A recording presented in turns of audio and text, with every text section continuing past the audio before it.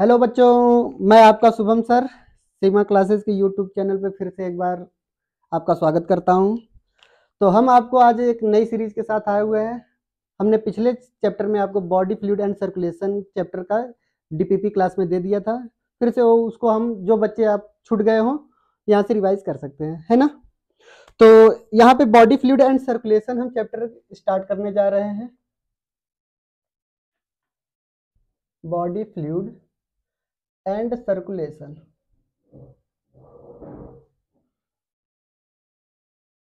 ठीक, तो हम समझते हैं कि सर्कुलेशन है क्या। ठीक है, तो सर्कुलेशन का मतलब हम आपको समझाना चाह रहे हैं।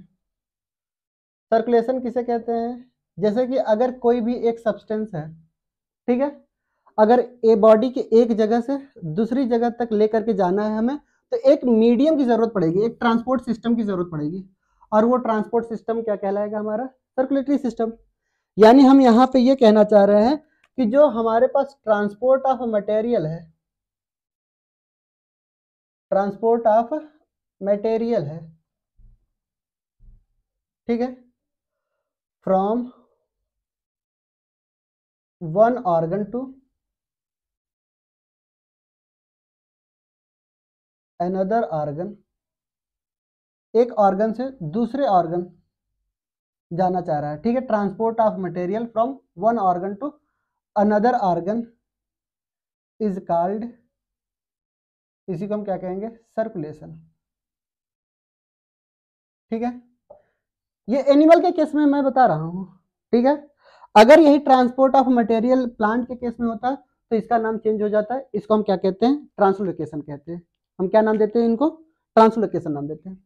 अब बात आती है सर्कुलेशन को हमने क्या किया है कि दो तरीके के डिवाइड किए हैं। सर्कुलेशन को हमने क्या किया है? दो तरीके से डिवाइड किया है। पहला सर्कुलेशन ये है हमारा ओपन टाइप का। पहला क्या सर्कुलेशन? ओपन टाइप का। और दूसरा सर्कुलेशन हमारा क्लोज्ड टाइप का। क्या था? क्लोज्ड टाइप का। ठीक है, हम यहाँ पे आपको सर्कुलेशन ओपन टाइप और क्लोज टाइप का भी नहीं, हम आपको एक इवोल्यूशन भी पढ़ाएंगे। ठीक है, कहाँ से सर्कुलेशन स्टार्ट हुआ और कहाँ तक हमें लेकर के जाना है। ठीक है, क्या इससे पहले सर्कुलेशन स्टार्ट नहीं होता था? तो यानी ओपन टाइप के सर्कुलेशन में हम आपको क्या समझाना चाह रहे हैं कि जैसे कि यहाँ पर कोई एक हमने ऑर्गन लिया,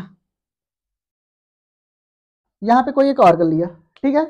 अब यहाँ पे ऑर्गन के पास क्या होते हैं कि ये जो ऑर्गन है, सभी ऑर्गन किसी न किसी से कनेक्ट तो है, बट डायरेक्टली ब्लड के कांटेक्ट में ही है।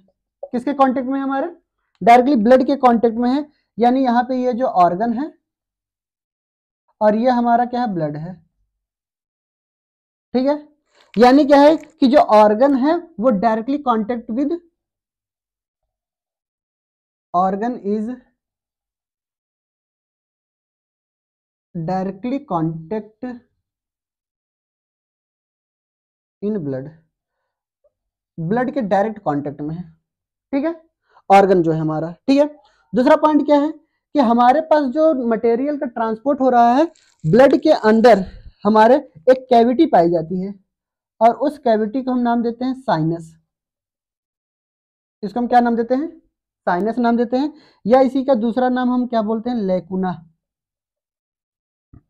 क्या बोलते हैं इनको? हम लेकुना बोलते हैं। ठीक है, यानी क्या है कि हमारे पास जो ट्रांसपोर्ट हो रहा है, सर्कुलेशन जो हो रहा है ब्लड का, वो कैविटी के थ्रू हो रहा है। तो यानी क्या, ट्रांसपोर्ट जो हो रहा है हमारे में, ट्रांसपोर्ट ऑफ जो मटेरियल है, यानी सर्कुलेशन जो मैं बोल रहा हूं आपसे, वो किसके थ्रू हो रहा है? Through sinus.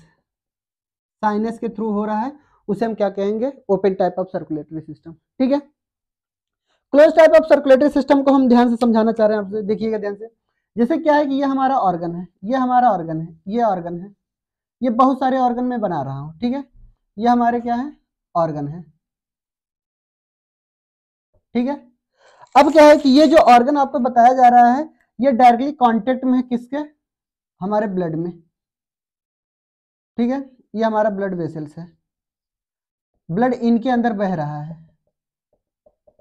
ठीक है, यानी हमने ये कहा कि हमारे पास जो ऑर्गन है, वो ऑर्गन जो है वो डायरेक्टली कांटेक्ट में नहीं है, इज नॉट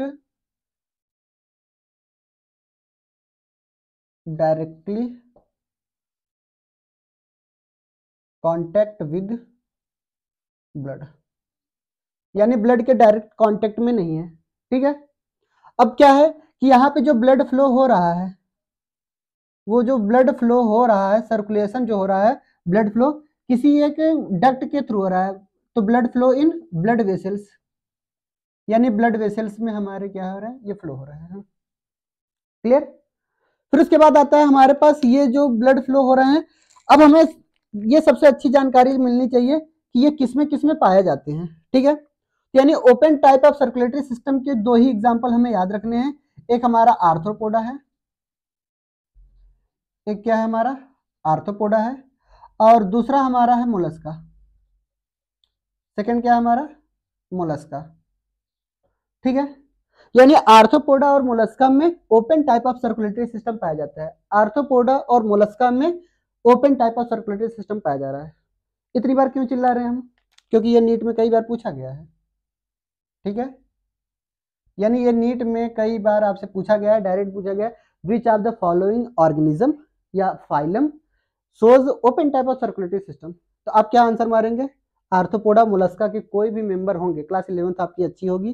ठीक है, तो यानी क्या आर्थ्रोपोडा मोलस्का में क्या होगा, ये open type of circulatory system पाया जाता है। सेकंड पॉइंट, हम इनका एग्जांपल कैसे याद करेंगे, close type of circulatory system. Close type of circulatory system में सबसे नंबर 1 पे आते हैं एनेलिडा। कौन आता है, एनेलिडा और कॉर्डेटा, एनेलिडा एंड कॉर्डेटा। ठीक है, हमें यही एग्जांपल याद रखने हैं, एनेलिडा और कॉर्डेटा, एनेलिडा कॉर्डेटा, ये close type of circulatory system में हमें याद रखने हैं। ठीक है, फिर उसके बाद हमारे पास क्या होते हैं, ये सर्कुलेटरी सिस्टम की जो बात क्लियर कर रहे हैं हम, एक बार फिर से रिवाइज कर रहे हैं। हमने ये कहा कि अगर किसी भी एक मटेरियल को एक जगह से दूसरी जगह तक लेकर के जाना है हमें, तो एक ट्रांसपोर्ट सिस्टम की जरूरत पड़ती है, और यही ट्रांसपोर्ट सिस्टम हमारे एनिमल के अंदर क्या कहलाता है, सर्कुलेशन कहलाता है, और प्लांट के अंदर ट्रांसलोकेशन कहलाता है। ठीक है, यानी क्या है कि हमारे पास सर्कुलेटरी सिस्टम ओपन टाइप के और क्लोज टाइप के पाए जाते हैं। ओपन टाइप में क्या होता है, जो ऑर्गन होता है वो डायरेक्टली ब्लड के कांटेक्ट में होता है, इसलिए इनको हमने बोला है open type of circulatory system. Close type में हमने ये बोला है कि जो ऑर्गन है किसी ब्लड वेसल्स के थ्रू क्या हो रहा है, ब्लड हमारा फ्लो हो रहा है, तो ऑर्गन और ब्लड के बीच में कोई डायरेक्ट संपर्क नहीं है, इसलिए हमने लिख दिया organ is not directly contact with blood. ठीक है, फिर उसके बाद हमने क्या बोला कि ब्लड जो हो रहा है फ्लो हो रहा है ब्लड वेसल्स में, और ये इनका एग्जाम्पल एनेलिडा एंड कॉर्डेटा। ठीक है, आप ये कंठस्थ कर लीजिएगा, किसी भी तरीके से याद कर लीजिएगा, एग्जाम्पल ना भूलिएगा, बाकी ये सारी चीजें तो डिफिनीशन नहीं पूछी जाती है आपसे। ठीक है, अब क्या आता है कि हम सर्कुलेटरी सिस्टम अब पढ़ाने जा रहे हैं और ब्लड वेस्कुलर सिस्टम पढ़ाने जा रहे हैं, तो आपको समझना है। ठीक है, क्योंकि एग्जाम आपके बहुत नजदीक है, आपको अब तो सीरियस हो जाना चाहिए।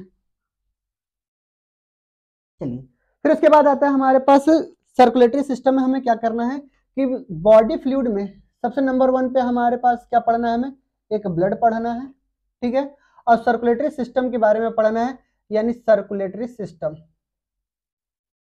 ठीक है, सर्कुलेटरी सिस्टम में हमारे पास क्या आएंगे, हार्ट वगैरह आएंगे। ठीक है, तो यानी क्या है कि ब्लड के बारे में हम सबसे नंबर 1 पे पढ़ लेते हैं, और सर्कुलेटरी सिस्टम में हमारे पास क्या होते हैं, हार्ट वगैरह, दिल का मामला तो बाद में कर लेंगे, पहले हम ब्लड के बारे में पढ़ लेते हैं, है ना। तुम लोग भी बहुत दिल लगाए बैठे हो इधर उधर, तो देखेंगे ध्यान से। सर्कुलेटरी सिस्टम में हम क्या करेंगे, पहले नंबर 1 पे क्या आ रहा है हमारा, ब्लड आ रहा है। क्या आ रहा है, ब्लड। तो ब्लड के बारे में हम कुछ बातें पढ़ लेते हैं, सबसे नंबर 1। ठीक है, ब्लड के बारे में ये कहा गया ये मेसोडर्मल ओरिजिन है। आपसे कई बार पूछा जाने वाला क्वेश्चन है कि ये कैसी ओरिजिन है, बताइए। मेसोडर्मल ओरिजिन है। कैसी ओरिजिन है, मेसोडर्मल ओरिजिन है। ठीक है, मेसोडर्मल ओरिजिन का मतलब क्या होता है कि जब हम पैदा हो रहे होते हैं तो हमारे पास 3 जर्म लेयर बनते हैं। कितने जर्म लेयर बन रहे हैं, 3 जर्म लेयर बन रहे हैं। बाहरी लेयर को हमने क्या बोला है, इक्टोडर्म। ठीक है, और बीच वाले को हमने क्या बोला है, मेसोडर्म, और इनर वाले लेयर को हमने क्या बोला है, इंडोडर्म। ठीक है, तो यानी क्या है कि ये एम्ब्रियोनिक मेसोडर्मल ओरिजिन से बना है, एम्ब्रियोनिक मेसोडर्मल ओरिजिन से बना है। क्लियर। फिर उसके बाद सेकंड नंबर पे आता है हमारे पास, ये स्पेशल कनेक्टिव टिश्यू कहा जाता है। क्या कहा जाता है, स्पेशल कनेक्टिव टिश्यू कहा जाता है। ठीक है, यानी क्या है कि ये दो ऑर्गन को कनेक्ट करने का काम कर रहा है, तो जाहिर सी बात है स्पेशल कनेक्टिव टिश्यू कहा जाएगा, है ना। फिर उसके बाद आता है कि इनके पास ब्लड के बारे में अगर आपसे कोई पूछे, थर्ड पॉइंट क्या होता है, तो पीएच को लेकर के है। इनको क्या है, पीएच को लेकर के है। यानी अगर आपसे कोई पूछे पीएच ऑफ ब्लड, ठीक है, तो आप दो बातें बताएंगे। इनका जो पीएच ऑफ ब्लड है वो 7.2 से लेकर के 7.4 तक वेरी करता है। यानी 7.2 से लेकर के 7.4 तक वेरी करता है। जैसे अगर क्या होता है कि कहीं पे अगर आपसे कहा जाए 7.2 है, तो समझ जाइए कि ये कैसा ब्लड है, डीऑक्सीजनेटेड ब्लड है। कैसा ब्लड है, डीऑक्सीजनेटेड ब्लड है।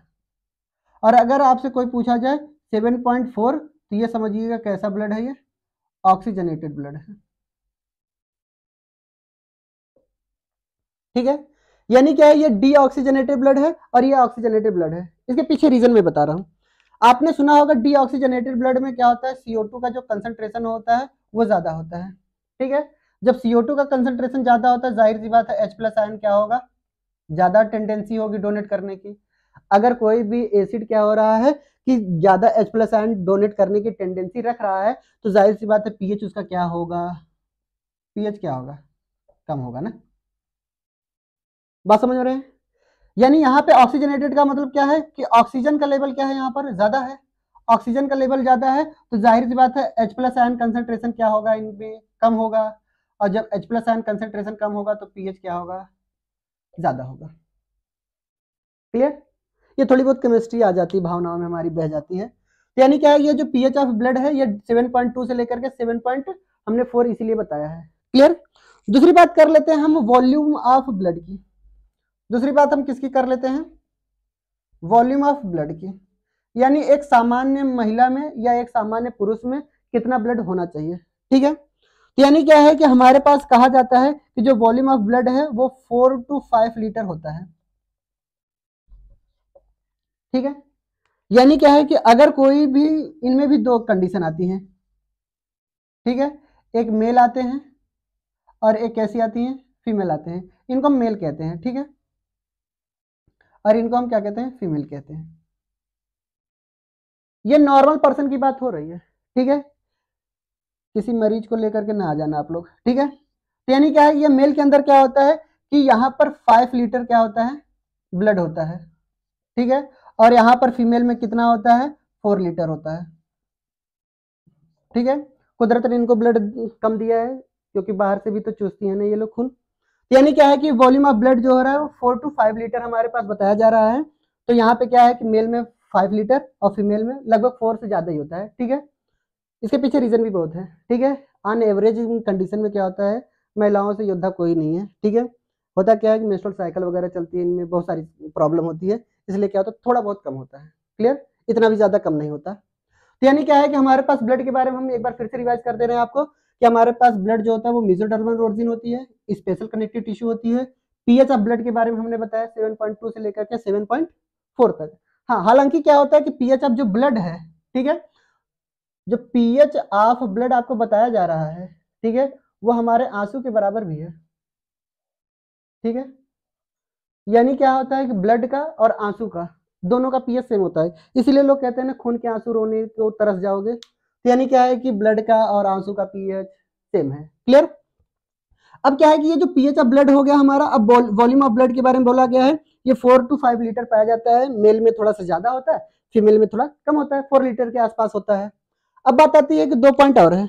हमारे पास जो होता है ब्लड जो होता है वो दो कंपोनेंट से मिलकर के बना होता है। पहला कंपोनेंट क्या है कि ये हमारे किससे मिलकर के बना है बताइए, it is a made up of, यहीं पे लिख दे रहे हैं हम ना, it is a made up of blood plasma, blood plasma और प्लस फॉर्म्ड एलिमेंट। इसको भी फिर से लिखेंगे हम सही तरीके से। ठीक है, इसको मिटा दे रहे हैं। क्लियर। यानी क्या है कि ये ब्लड प्लाज्मा और फॉर्म्ड एलिमेंट से मिलकर के बना होता है। क्लियर। तो आगे हम इनके बारे में डिटेल हम चल रहे हैं ना, लिख लीजिएगा आप लोग। चलिए मिटा दे रहे हैं।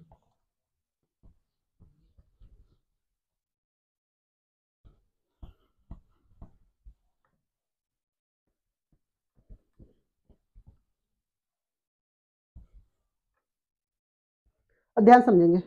हम ब्लड को क्या कर रहे हैं, दो पार्ट में डिवाइड कर रहे हैं। हमारा जो ब्लड है वो कितने कंपोनेंट से मिलकर के बना है बताइए, दो कंपोनेंट से मिलकर के बना है। पहला कंपोनेंट का नाम है हमारा ब्लड प्लाज्मा, क्या नाम है, ब्लड प्लाज्मा, ठीक है। और दूसरा कंपोनेंट हमारा क्या है, फॉर्म्ड एलिमेंट।